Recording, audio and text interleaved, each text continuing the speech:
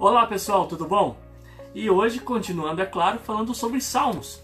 E Salmos número 2, verso 11.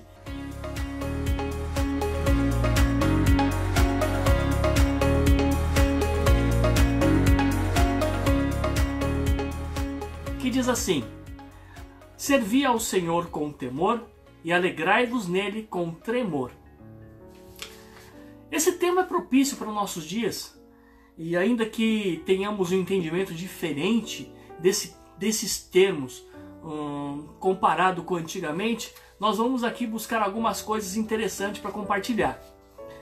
Será que nos dias de hoje, por exemplo, podemos entender o termo servir ou temor a Deus?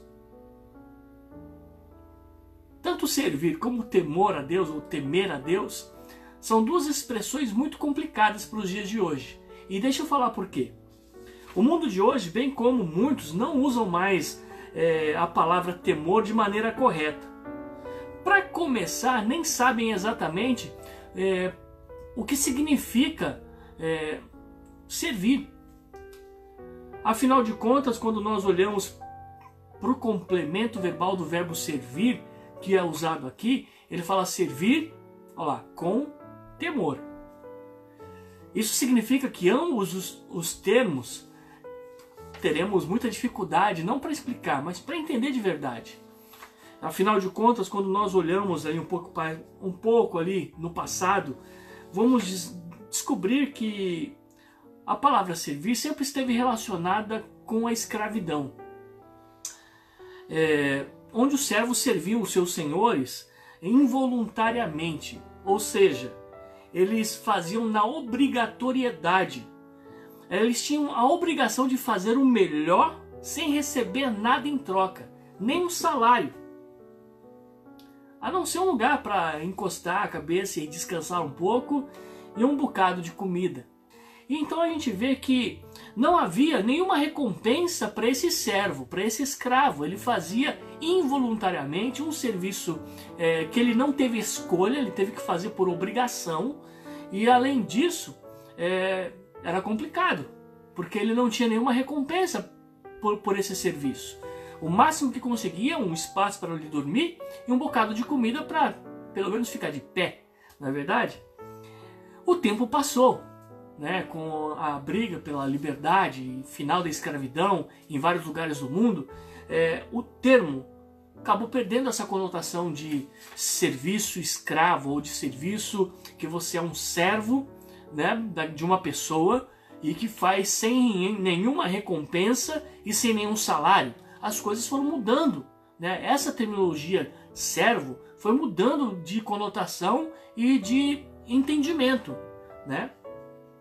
E isso fez com que essa palavra servo, que antigamente significava servir como subordinado, servir alguém com outro trabalho, ou então simplesmente trabalhar para alguém.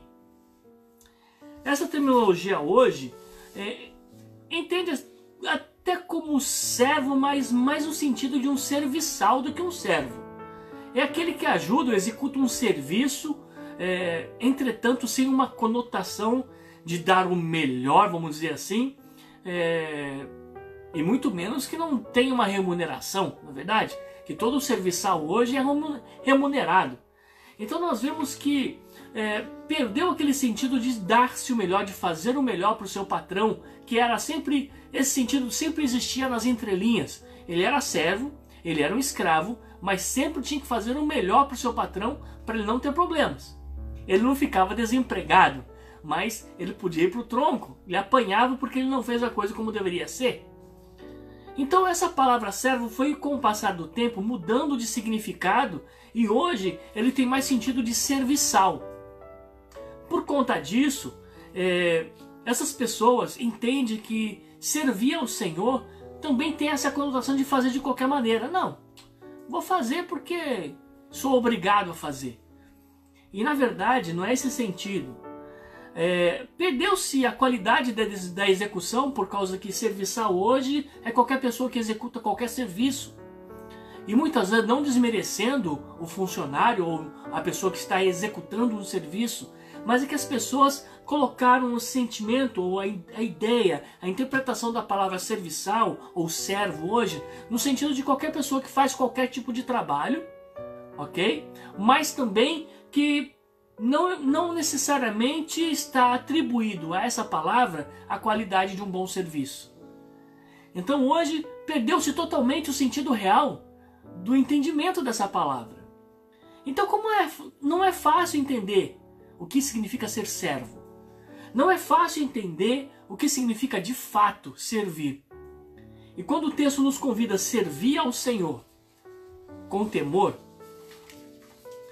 essa primeira palavra já nos deixa um pouco desconcertado, porque servir já nos remete então ou à escravidão, quer fazer algo por obrigação, sem escolha, e algo que você não quer fazer, ou para o outro extremo, você faz o serviço, mas você só faz se você quiser e principalmente da maneira que você quiser, ou seja, sem nenhuma qualidade ou responsabilidade.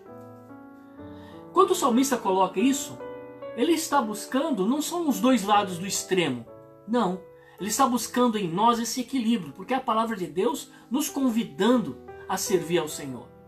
E quando essa palavra vem de encontro ao nosso coração e à nossa realidade atual, essa palavra servir tem o sentido de muito mais do que fazer um trabalho, muito mais do que ser um escravo, muito mais do que executar um serviço. Essa palavra servir tem a ideia de fazer algo com excelência a alguém. Mas que excelência? Com esmero, com determinação e com responsabilidade. Deus nos convida então a agir com responsabilidade para algo que Ele tem proposto para nós. Será que você sabe qual é a proposta de Deus para a sua vida?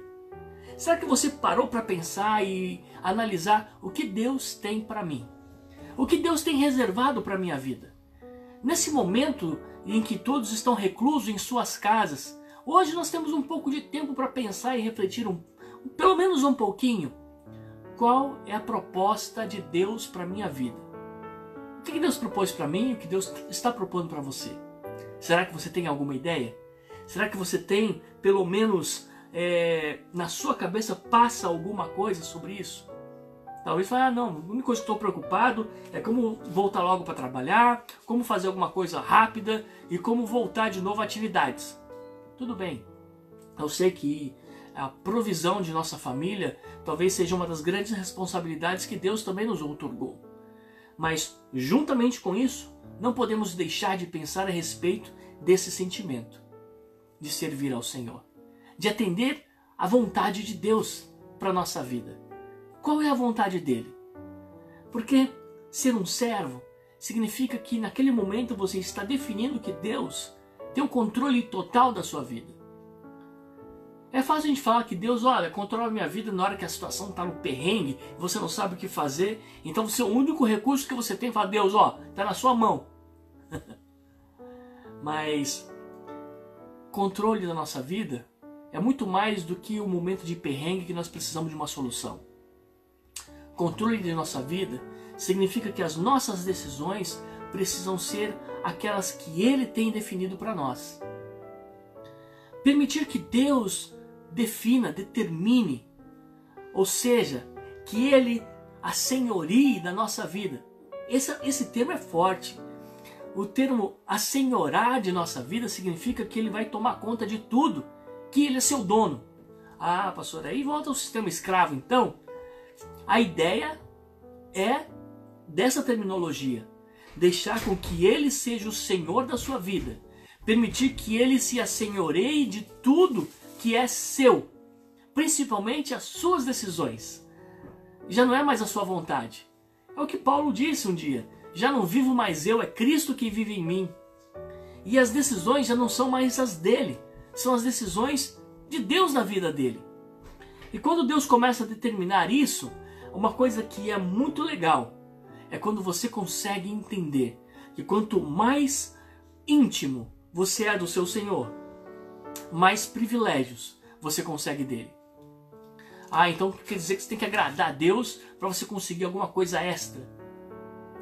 Olha, isso não tem relação com toma lá da cá, não, lá do Brasil, da politicagem, não. O que Deus nos coloca é que Ele diz assim: agrada-te, pois, do Senhor, e Ele concederá o desejo do teu coração.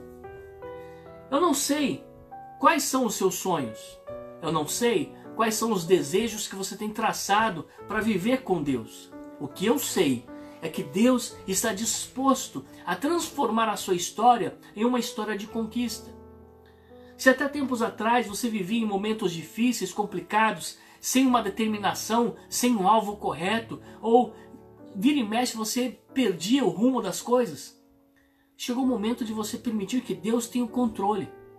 E quando Deus está no controle, as coisas caminham para um sentido correto, para a direção correta.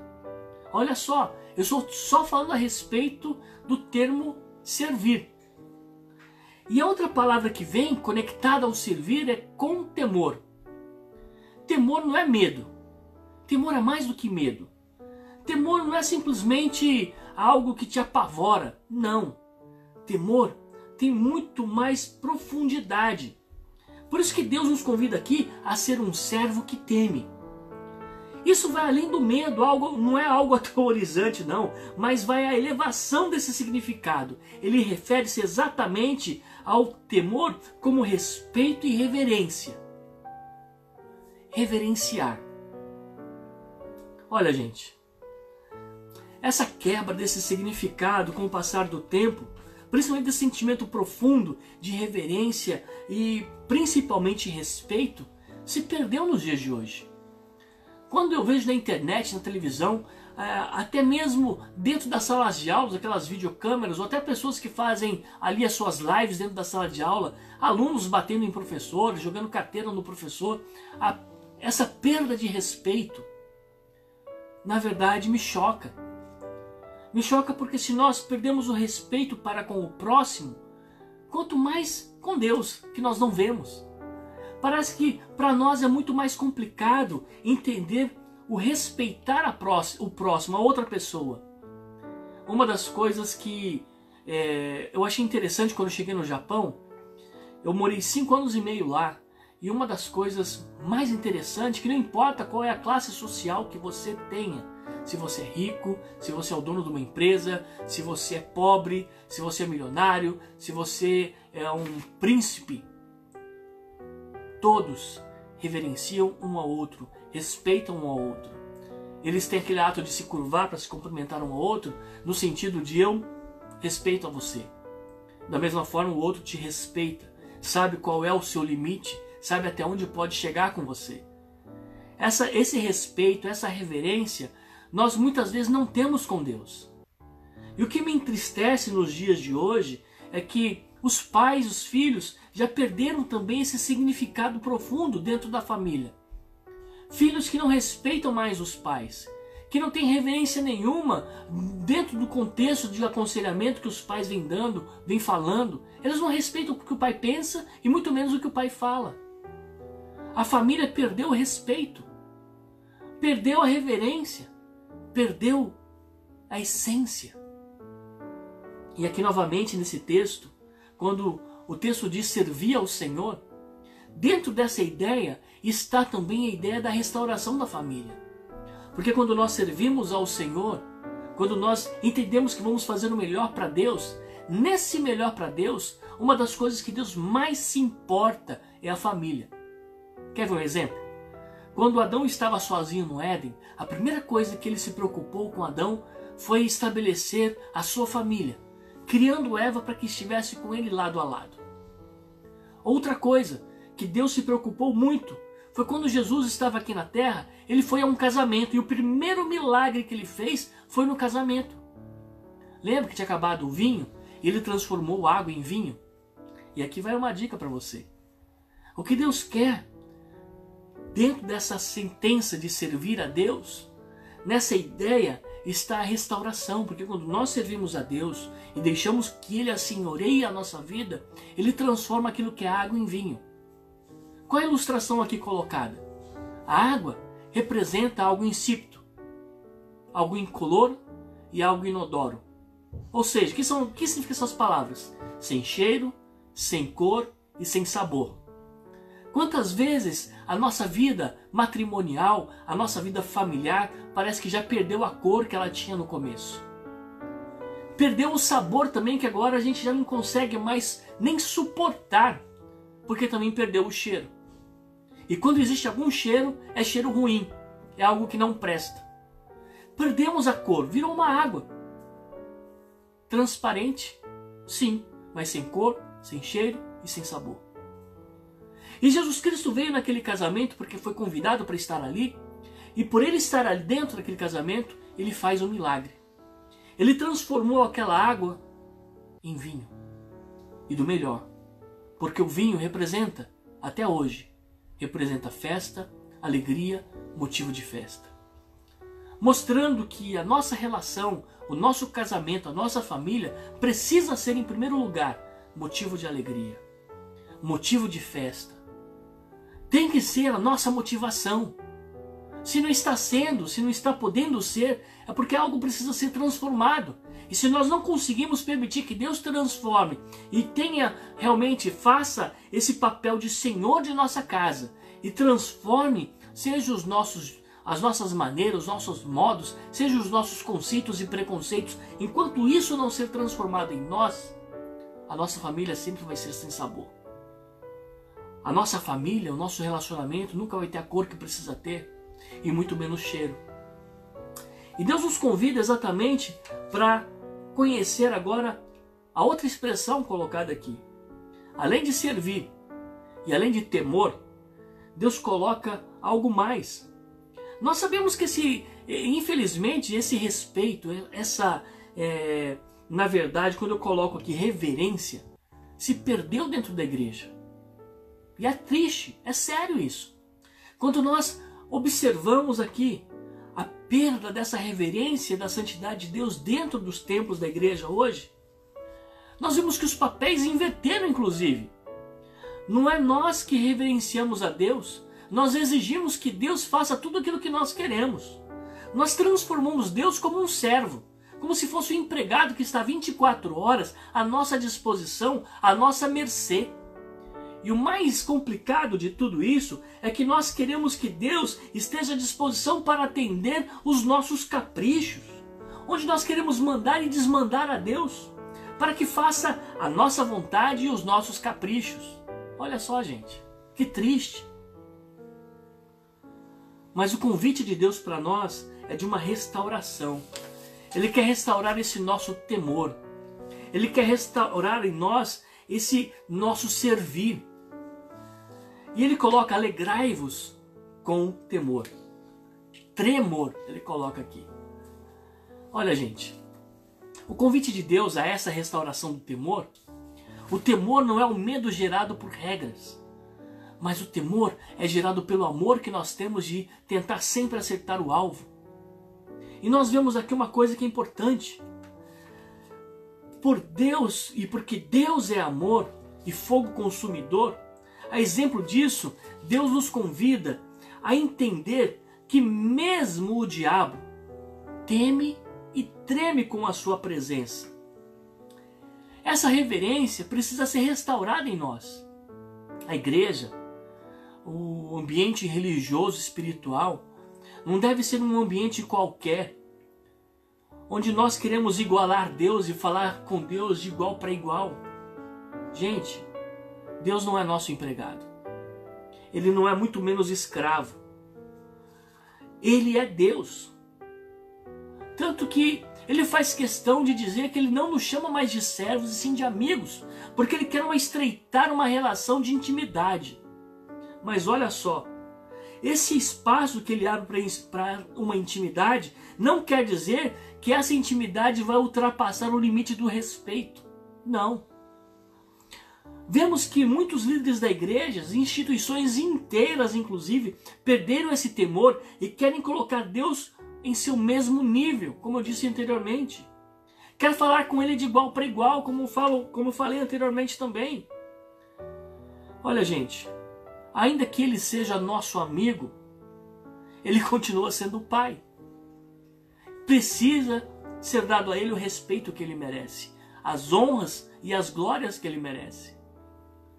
Ainda que Ele nos chame de filhos, Ele continua sendo Deus. Gente, a Ele toda a honra e toda a glória. Que possamos entender que antes de qualquer coisa, o temor a Deus é o princípio da sabedoria. Está escrito no texto sagrado. Temer a Deus gera sabedoria. Então sejamos sábios. Vamos nos alegrar nele com reverência, fazendo valer a sua palavra em nós, para que entendamos que tudo quanto ocorre debaixo de suas mãos onipotentes está para realizar a sua grande vontade e soberana vontade. Que a vontade de Deus prevaleça sobre nossas vidas. E que, ao transformarmos a nossa maneira de pensar numa renovação realizada pelo Espírito Santo aqui em nossa mente, conheçamos de verdade qual é a boa, qual é a agradável e perfeita vontade de Deus. Diante disso, um dia o salmista Davi escreve em Salmo 122, ele fala assim, diante disso, olha só, alegrei-me quando me disseram, vamos à casa do Senhor. Que nós possamos viver isso. E que o temor de Deus nos faça desejar e anelar profundamente estar conectado no corpo de Cristo. E fazer parte não de uma instituição ou placa de uma igreja, denominação qualquer. Não é isso que Deus está falando aqui. O que Deus está nos convidando é de fazer parte de uma comunidade espiritual que forme um só corpo. O corpo de Cristo. E nessa terra, que nós possamos começar aqui, mas que nós possamos não estarmos preocupados com uma denominação, não, mas no Deus da nossa salvação. Jesus, Ele é o autor e consumador de nossa fé. Ele sim, merece toda a honra e toda a glória. Que nós possamos pensar nesse corpo, multiforme, conectados. Ainda mais agora, nesses dias, o que Deus quer que nós aprendamos é que não importa onde você está. Eu estou aqui agora no meu office, no meu escritório. Você deve estar em qualquer lugar do mundo. Brasil, aqui nos Estados Unidos, em alguma outra cidade. Talvez você esteja no Japão, do outro lado do mundo. Mas mesmo assim, se você estiver conectado comigo, no mesmo Deus, na mesma fé, no mesmo sentimento, nós estamos fazendo parte de um mesmo corpo, o corpo de Cristo. E como parte do corpo de Cristo, nós entendemos o que significa essa unidade. Comunhão é muito importante, mas não é só junção de corpos, não é só estar juntos, reunidos, aglomerados no mesmo lugar. Isso se chama aglomeração. Comunhão é muito mais do que isso. Comunhão não é aglomeração. Comunhão é estar juntos, seja no espírito, seja em pensamento, mas em que momento? Numa só fé, num só amor, num só batismo, num só Deus, num só Senhor. Isso é comunhão. Comunhão não é o que o pessoal prega por aí, não, de estar todo mundo junto, não importa de onde você está, quem você é, vamos juntar aqui, vamos fazer uma arruaça. Não, quando eu digo arruaça, num bom sentido, talvez até pejorativo, mas quantas vezes as igrejas se reúnem apenas para competir? Competir quem canta melhor, competir para quem fala melhor, competir a igreja maior. Gente, o que Deus nos convida hoje não é uma competição, não é simplesmente abandonar um projeto, não.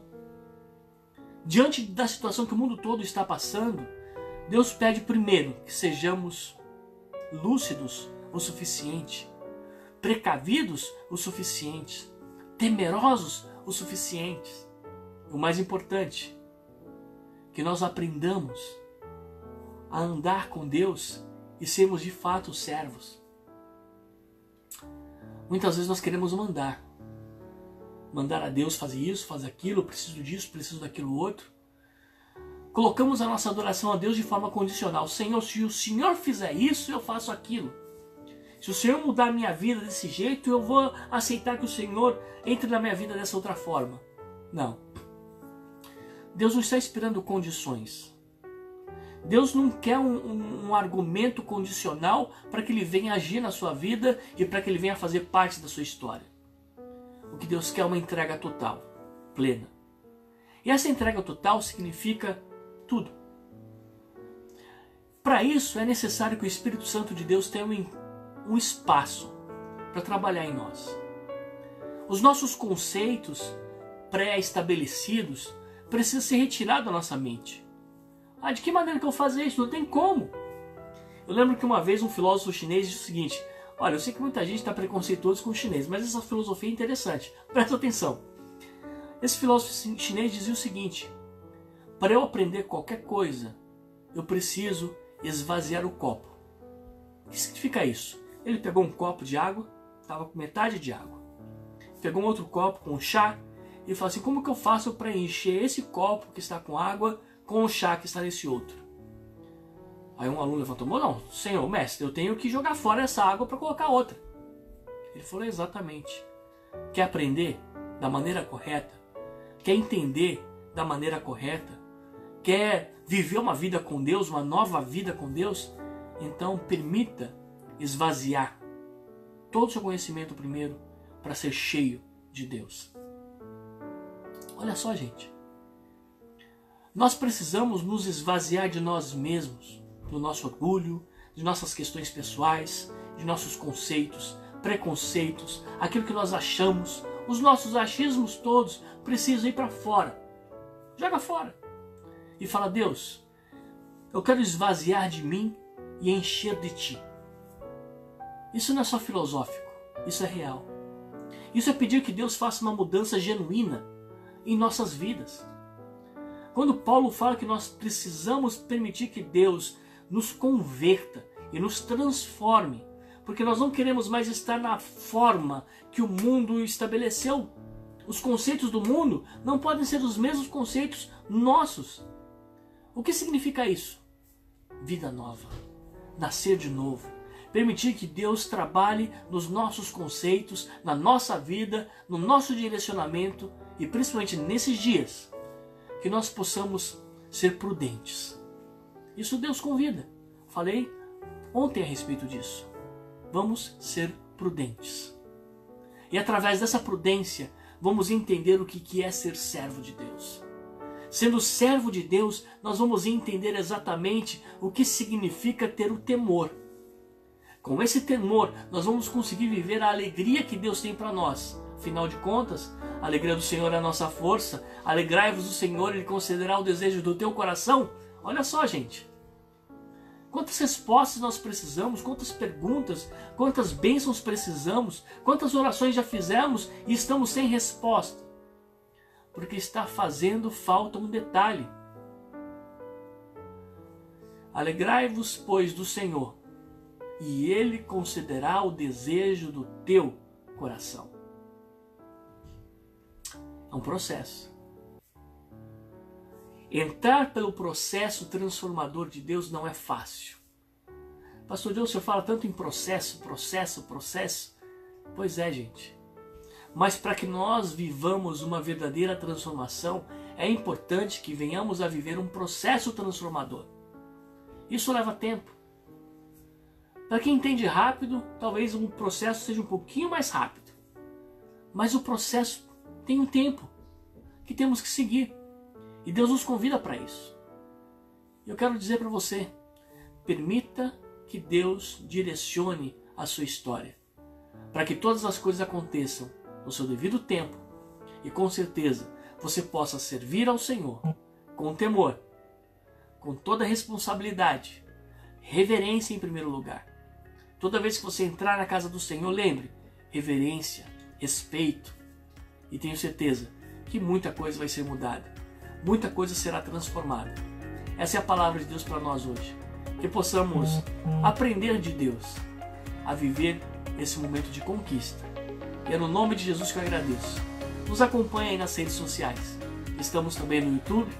Dê um like, compartilhe, para que muitas pessoas realmente possam estar acompanhando, aprendendo e ouvindo uma palavra da parte de Deus. Eu tenho certeza que todos nós juntos iremos semear essa terra com essa palavra maravilhosa do Senhor que com certeza Ele é o único que deve toda a honra, a Ele devemos toda a honra e toda a glória. E tenho certeza que Ele vai fazer sempre o que é de melhor, o que há de melhor para nós, porque Ele é Deus.